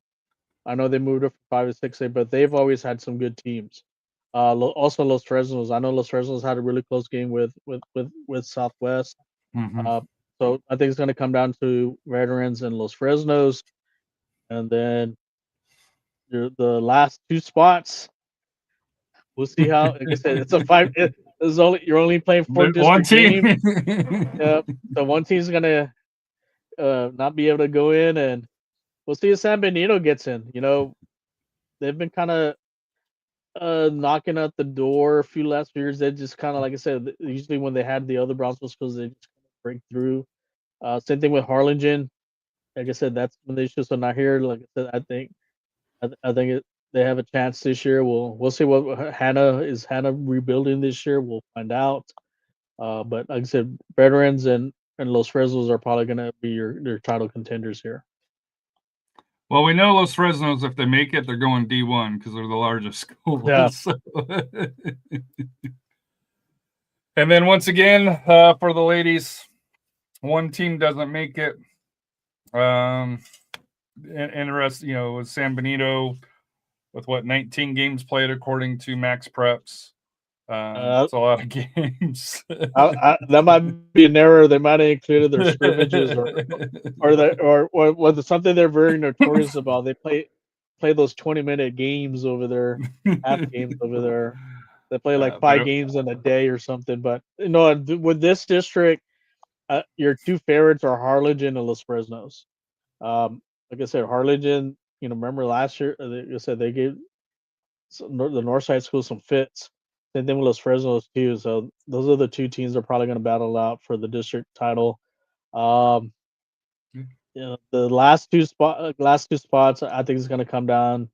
Probably Veterans Memorial, maybe San Benito finally this year. And I did double check that yes, they do still have it as 9, 8, and 2. Just that one. Maybe I was drunk when I was putting this on. Not that I was drinking, but. For that here, because this is the last slide for it here. But yeah, Max Preps does have 9, 8, and 2 for that here. So congratulations for playing 19 games already. Yeah, I don't know. They've already broken the UIL rules for that for district play. But hey, they are in a 5-team district, so that's only 8 district games. So well, it does get away with it. When you go look at it, like they beat on the 20th of December, they beat Mission 3-1, and they also beat La Ferreria 6-0.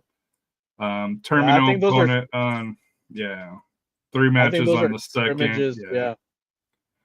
Yeah. So according to this, they're saying that they played 3 matches on the second. 1, 2, 3, 4, 5 matches on the third. So. There's playing your players, and then there's playing your players. So the 2025 pound for pound Rafa Power Index, or the RPI, for it here. Like I said here, we'll first show where we're doing it here, so we'll probably do every other week where we'll do the standings one, and then go through the pound for pound, just because it takes too long to go through those here. So rookie mistake on mine, first time that we're trying this here. So nobody dropped out because it's the first one. Honorable mention, you got Sotomayor, Lee, Cole, Fredericksburg, Clark. To me, the one that stands out is Colt. Fredericksburg at 8-0-2 for that here. But your thoughts on the honorable mentions? Yeah, the gross list was a little tough because they had some, like I said, a lot of teams with some good records. There's even other teams I had to kind of left out, and I kind of base it on some of them did go head to head, so I base it on that.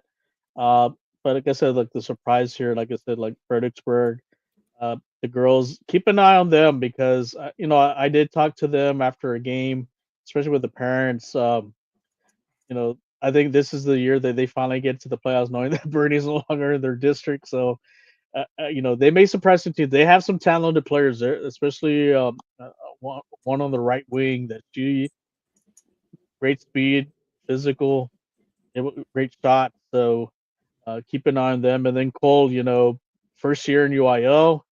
I think they're going to surprise some teams this year, and I think they have a really good chance of getting into the playoffs. Moving on to 15, kind of shocked a little bit low, but was the kind of surprise. The John Jay Mustangs, or the Stangs as they call them, 6-2-1, 2-0 in district. Went down to, I think it was Laredo or Brownsville. Did very well in the tournament down there. So as far as for early season surprises, I think this is one that I know they dropped down, but at least for even Anna and AJ that go to John Jay, they're a little bit surprised by the success of the girls team. Yeah, even last year, if you remember when they were 6A, they had a pretty good record, in non-district play. But then when they got to district play, they kind of faltered a bit, and we thought they were kind of like knocking on the door to maybe last year was kind of be the breakthrough season for them. Because they beat O'Connor, right? They beat O'Connor for the first time early in the year. Early in the year, and we thought maybe this might be the year for them, but it didn't happen. But now, I think they have the right pieces, and like I said, they knocked off the district champs from last year. So we'll see how the rest of the season goes for them. Where's my cursor? Lavernia, no district play right now, 6-1 on the year. Your thoughts on the 14th team? Yeah, I think, like I mentioned, they're going to be the favorites for their district. Can't like now with Division 1 and Division 2, we'll see, where they end up. Could they, luck of the draw, maybe make a deeper run this year.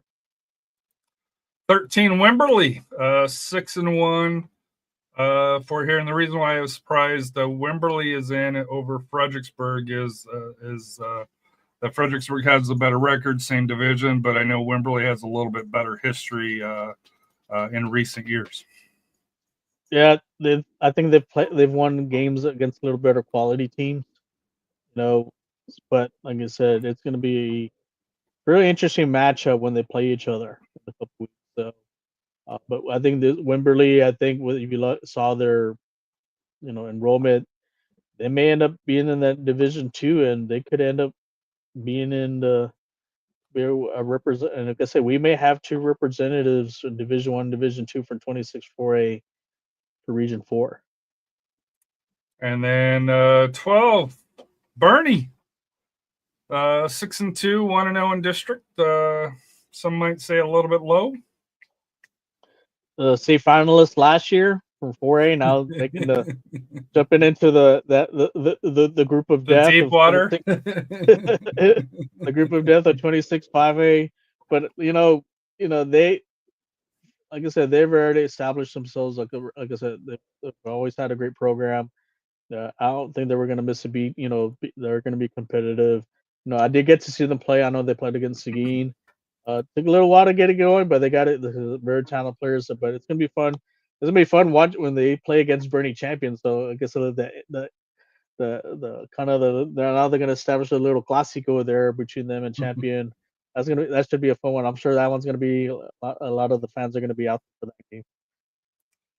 Harlan, the Lady Hawks, 6-1, 0-1 in district. I wonder if that loss in district kind of took them down a couple of spots. Yeah, tough loss against a really good Brennan team, but I think Coach Golazo, I think, bounce back from that. Like I said, the one thing, like I remember when we talked to her, is can they get all the pieces together and start making the run? It's like I said, they're gonna have to knock off some teams like the O'Connors, the Tavs, and the Warrens, and even the Sotos. So like I said, don't comp them out yet. It's just one little setback, but like I said, it's still a long season to go. And like I said, if they can get hot at the right time, won't be surprised if we see them in the playoffs. Number 10, the Lady Panthers from Castroville, Medina Valley's 5-1-1. So Medina Valley, like I said, I got the pleasure to see them on Saturday. Very good team, and can touch the ball, and remember they won. They shared the district title last year with the Southwest Lady Dragons, and they beat them too. I think they even beat them again this year. Um, they're going to be forced to be reckoned with over there in District 36A, against the Laredo schools and Del Rio Naval Pass. I think for me, they're my favorite. Like I said, I think it's come down to when they play Laredo United. That should be a fun game. Hopefully, maybe we get a chance to go out there to see that one in the next few weeks. Alamo Heights at number 9, 5-2, District 0-1. For that here. So the last 2 years, last 2 years they've been dominant. They've dominated 27-5A. Now they get thrown into the deep end, 26-5A. But good start for them. Like I said, you have 6 teams in that district that could pretty much win a district title in any other district, and we'll see how they go. I know they lost a couple good players last year, but I think that, like I said, they always reload each year. But it's gonna be fun watching them. Should be a fun game when they go against like Smith Valley and Piper. Like I said, really good games there. Brandeis at number 8, 5-1. Has not started district. I think this week they start district. If memory serves. Yeah, they start. Yeah, next week. Yeah, depending on the weather too. So, yeah, the last few years, Brandeis kind of has struggled. Good start for them this year, and knowing 27-6A it's a tough district. I think they have a good opportunity to make some noise and maybe and get into finally get into the playoffs. Like I said, they've always had some talented players in that program. It's just like I said, they've fallen short a little. The last few years, but this year, this could be their year to finally break through and get into the playoffs. Brennan, the Lady Brennan Bears, 5-0-1. 1-0-1 as far as in district in the 7th slot. Like I said, Brennan, great start for them. I guess I got the pleasure to see them last Saturday. Great team, great touch of the ball, hustle. Like I said, they're going to be in contention again this year, like they've had the last few years. Last 3 years has been down to 3. There's been 3 teams fighting for that one spot.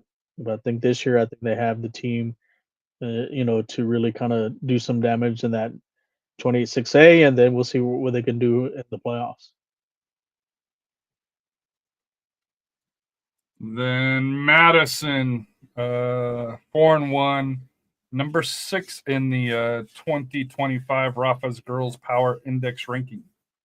Yeah, another great team. Like I said, I had the pleasure to see them play. Well coached, very organized. Like I said, they had a big win over McAllen High School in that Northeast Showcase. They're gonna give some teams a run for their money in that district. So it's gonna be, like I said, fun watching them when they Reagan, Johnson, Lee and Clark and Brandeis. Speaking, Johnson, 3-1-1, number 5. Yeah, Johnson, like I said, they've become one of the powerhouses. Like I said, the girls soccer here, especially here in Region 4, and like I said, they're going to be in the hunt for the district title. Piper, 5A, 5-1-1, 1-0 in district. So far, it's a great season for them. I know last year they had a great season. I know they had a coaching change this coming year. They haven't missed a beat. Like I said, they got that 26-5A got tougher with the addition of New Braunfels and with Alamo Heights. that's going to be some fun games. Watch, when they go up against them, and also, like I said, that the game against when they play against Spencer Valley, kind of like now they've kind of established like a little rivalry there. Um, it's like I said, they're fun to watch, and we'll see how they do this year. 3 Warren Warriors. I know you mentioned you were a little bit high on them, but I don't think most people would have thought you would have had them third, 5-0-1 and 2-0 in district. But they've looked impressive. Yeah, they've been impressive, and like I said, no, last year me and Steve watched them last year, and we said, hey, this is probably the team probably to be really keep an eye on for 2025, and so far they've delivered, and um, and they kind of break that little monopoly that O'Connor, Brennan, and Tavis had for that district title. Is so maybe this is their year to snatch it and see how far they can, see how deep they can go into the playoffs as well.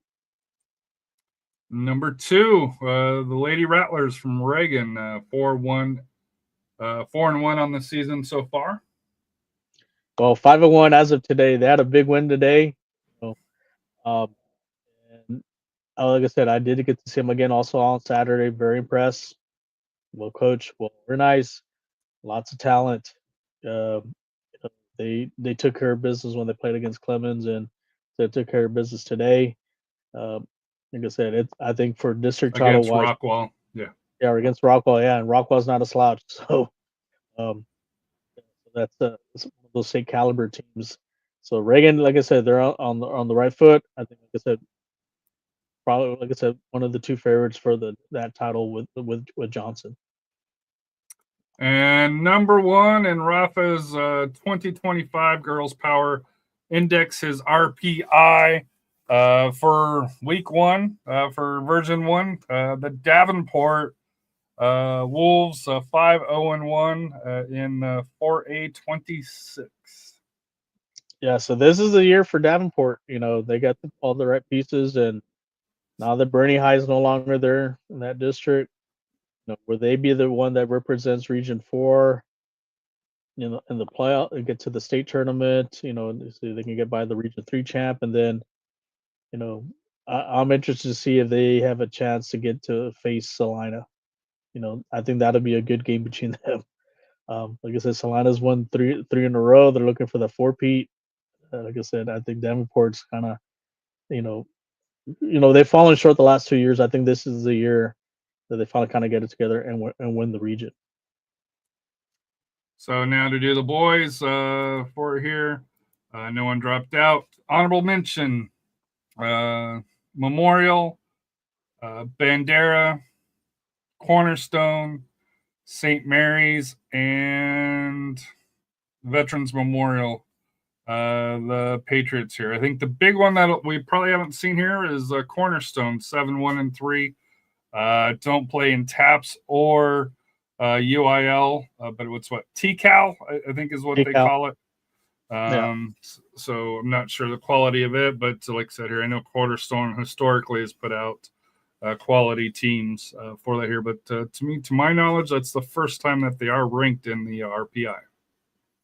Yeah, so these are my honorable mentions. Like I said, good start from the honorable mentions. Pardon me.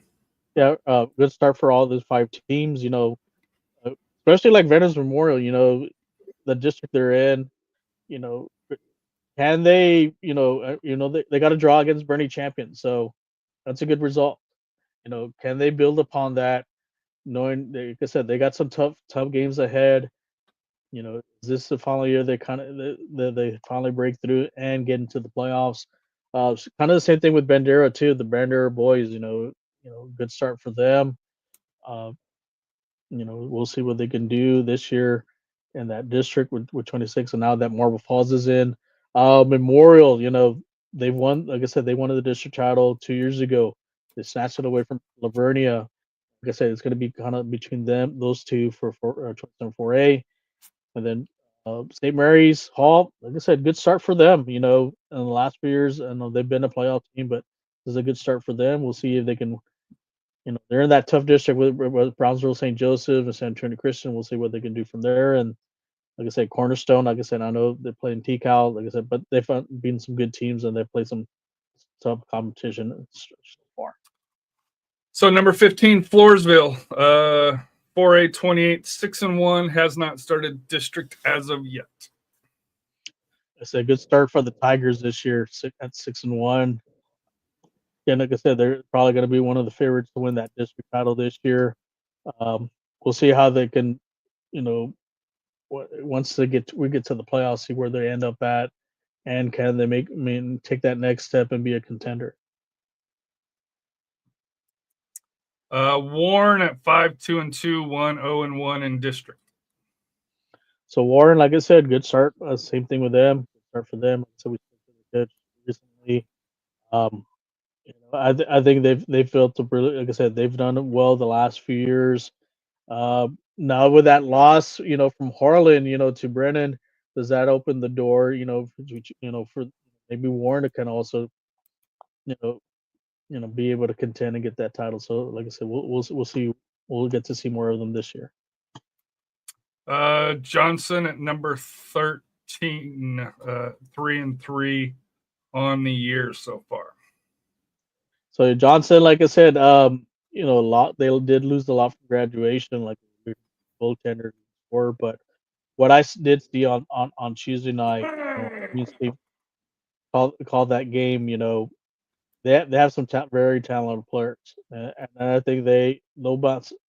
I think what they've done so far, they'll be ready to go for district play, and I wouldn't even count them out. As far as the title contender, like I said, Lee can't take them lightly, so they're gonna give them all they got. As far as when they meet up in a few weeks. Brandeis 4-1. Brandeis, like I said, it's the last few years they've been one of the top teams, and like I said, we mentioned about the coaching change they had, but it's in a beat, and they got a big win yesterday on the road at Medina Valley, and we kind of thought maybe they maybe take a little step back because of the with the losses they had, but so far so good, and let's see if they can maintain that level of play. Alamo Heights at 11, 5-2, 1-0 in district. Yeah, year in year out, like I said, Alamo Heights, also like I said, one of the well-established programs here in San Antonio. I know they made the move now from 27 to 25, 26 5A. I did get to see them play at their tournament. They did give up a last minute to go to Waxahachie and the kind of lost to them in PKs. But like I said, they always play tough competition. They do well. So far, they have, like I said, they got to win in district play, and we'll see what they do when they match up against like a Bernie champion, Braunfels, and also Piper. For the boys, Canyon Cougars 5-2, number 10. So Canyon, like I said, dropping down from moving up from 5 to 6A. I think they're going to do really well in 29 6A, and the way that the playoffs are set up, I think I want to be surprised if they have a good shot at maybe getting to maybe to the third round. If things falls together for them, I think they can be a bit of a surprise some teams not only in the Laredo area when they first them in the first round, but also some of the Valley teams. Bernie at 9, 3-1, 1-0. So Bernie, like I said, they went to North Texas Elite Showcase, did well there. I think Coach Strong is going to have them ready to go, and I think just because they move up from 4A to 5A doesn't mean they're going to take a step back. I think they're going to be in the hunt. They're in for a fight, and I expect some good things from them, and I wouldn't be surprised if they get those playoff spots. Brennan at number 8, 6-2, 2-0 in 28. So Brennan, like I said, they made a statement on Tuesday night. Getting that win against Harlan. Last couple of years they've kind of been knocking on the door a little bit. But this year is this their year? Do they finally snatch that district title away from Harlan, who's pretty much have had it the last few years, and that win's a good start. So we'll see if they can maintain that level of play, and I'm also looking forward to see when they match up against like Warren. That should be a really good game coming up. And San Antonio Christian 10-2, or pardon me, 10 wins, two losses, one draw, 2-1 in district from TAPS Division 2, District 3. Yeah, good start for the Christian Lions. They've done well. Like I said, they're in that district with Brownsville, St. Joseph. It's like I said, it's a 2-horse race for that the district title. But like I said, I know they're looking a little over their shoulder because they have St. Mary's Hall kind of knocking there. But like I said, I think they'll make the playoffs, and we'll see if they can do. They go deep in the play. Go deep. Last year St. Joseph's did it. And the Central Christian fell short. I think they have the pieces to get that far, get farther this year. Madison at number 6, 5-1 on the year. So Madison, remember last year they were the surprise of last year, and I think they're no longer a surprise this year. I think they're going to be a team that we'll be reckoned with. So far, so good. 5-1. They start district play. Like I said, I think a lot of teams are not. Like I said, they're not going to take them lightly. So they're going to have to be ready to go. And like I said, I think I'll expect some good things for the Mavericks this year. Top 5, MacArthur Brahmas, 6-0-1 and 2-0 in district. So great start for them. Like I said, they won. Like I said, they shared. I think last year with the district title. I think with Allen Heights, and this year, they're not missing a beat. I think that the game they're circling is they get one against Southwest. I know last year Southwest hammered them last year in the playoffs, and I'm sure they didn't forget that. We'll see how it goes. Anything can happen. Like I said, but I think MacArthur, they know what needs to be done going up against them. They got a challenge, but I think they'll be fine. I think everybody's shooting for Southwest. Cibolo Steel 6-0, number 4. Great, like I said, the Knights. Last year there was a little struggle, non-district, but they've done well so far. Great start for them. Like I said, 29-6A. It is going to be a tough district for them, with Canyon now moving up. I think it's going to be between those two, but also don't count out their rival Clemens. Like I said, but we'll see how the last 3 years. Like I said, they've done well. Can they finally kind of get it together and win district this year? Central Catholic at the 3rd slot. TAPS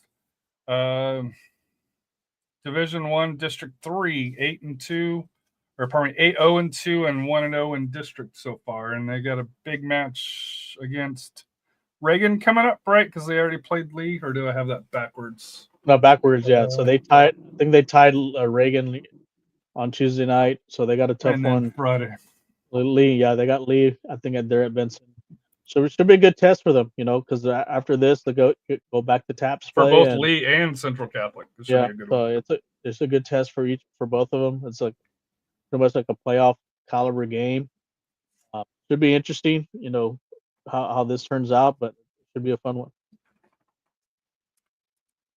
Speaking of Lee, so you'll have 2-3 going head to head this Friday, 6-0. And so I wonder if Rafa will penalize the loser if there is one. Just putting it out there. Well, it depends. It depends on what number 4 and number 5 does. Or unless they end up with a tie. So we'll see. But like I said, Lee's got it.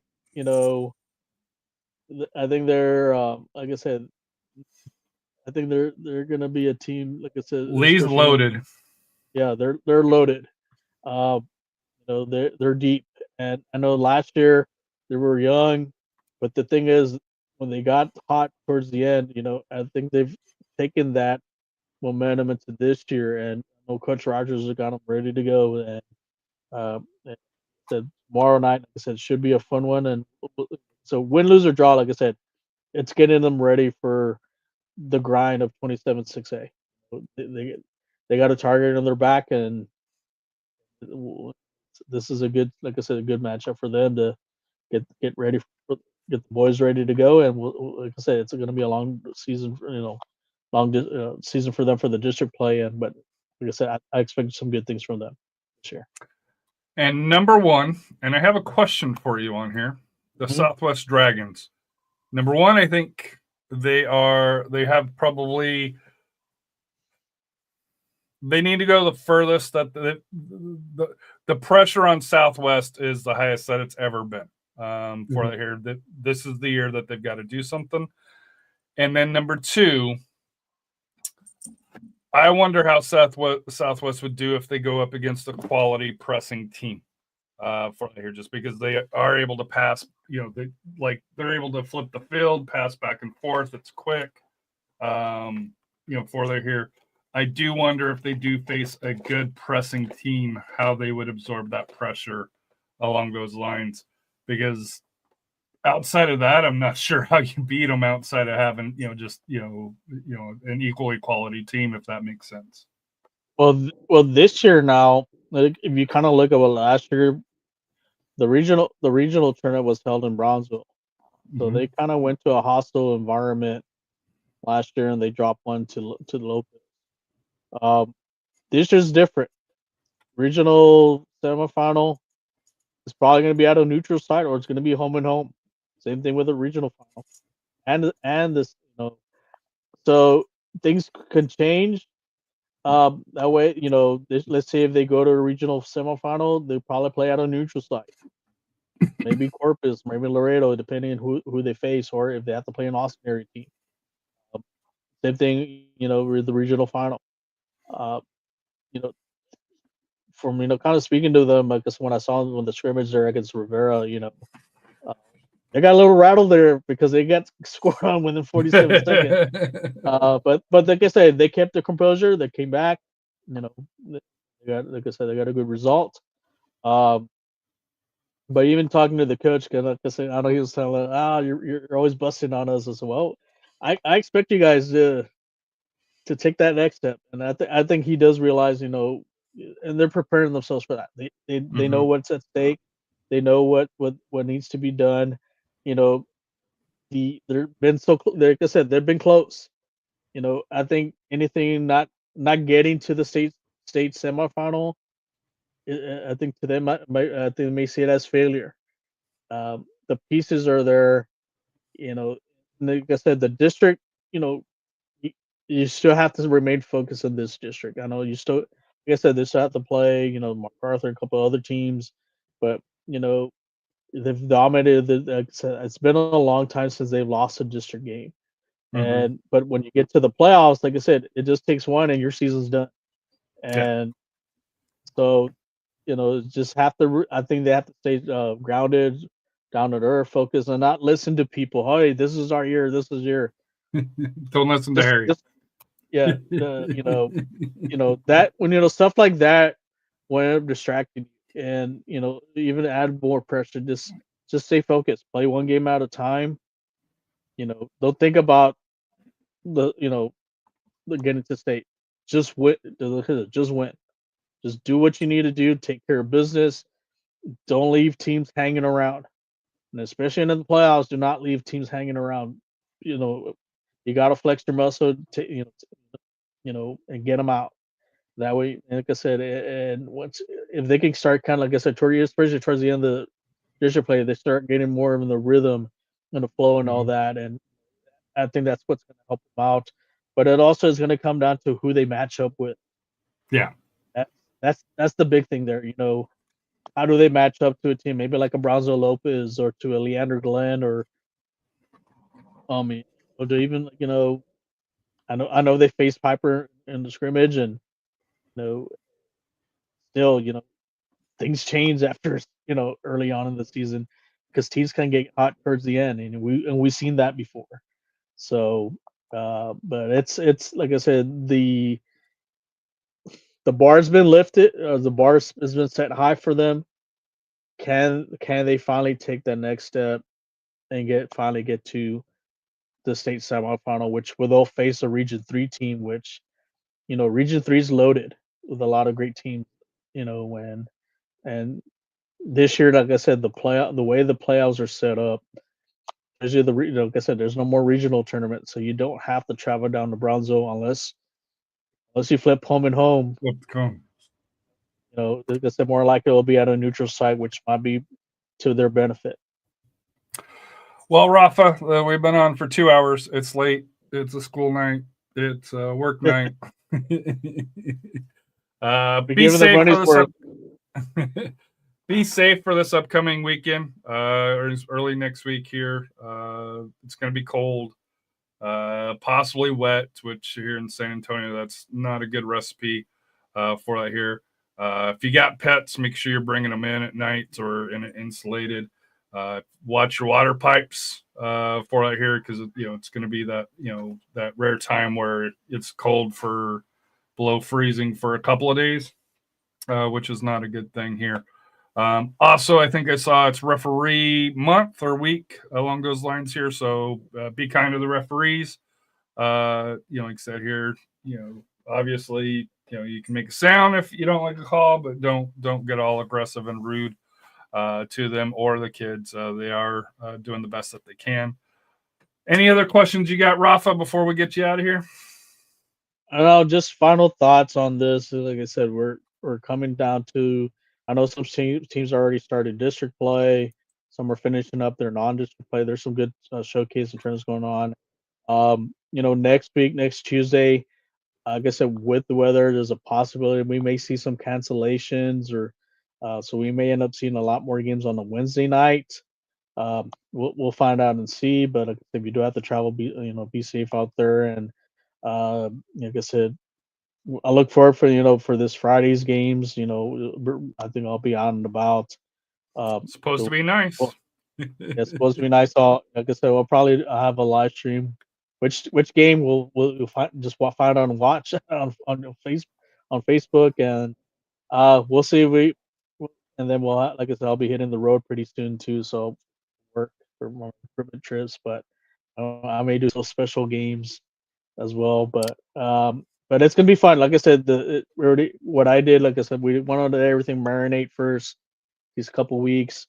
Now we're starting to kind of see like a picture of what's going on, and then, like I said, once we get to the first weeks of February, we're really going to see who's a contender, who's a pretender. Yep. So, like I said, but I'm going to wrap it up here. We're probably going to, as I mentioned here, do schedules one week, RPI the next week, or standings one week, RPI the next week. So that way it's not a 2-hour show for that here. I forget how long it takes to go through each district, and we didn't even talk about games or along those lines here, which we will as it gets closer to the end of the year to kind of look out for. So I think going forward, that'll be kind of the platform. We'll probably try to do the RPIs every 2 weeks. We'll try to do the standings through there, and we might mix up the other standings. Region 1, or I guess Region 3 would probably be the other one that we probably want to focus on, since that's our half of the bracket until we get closer. And we might do some special shows where I just go through and give an update on the standings, because I've already got the bracketology brackets kind of set up, the way for me to kind of speed through it at that time, so I don't have to take a couple of days off work to get that set up for that here. But Rafa, thank you. Sorry for the late start for that here. But what's life without goals? We're out of here. Nobody like this. You ain't seen nobody like this. You hear my sound all over town singing. Whoa.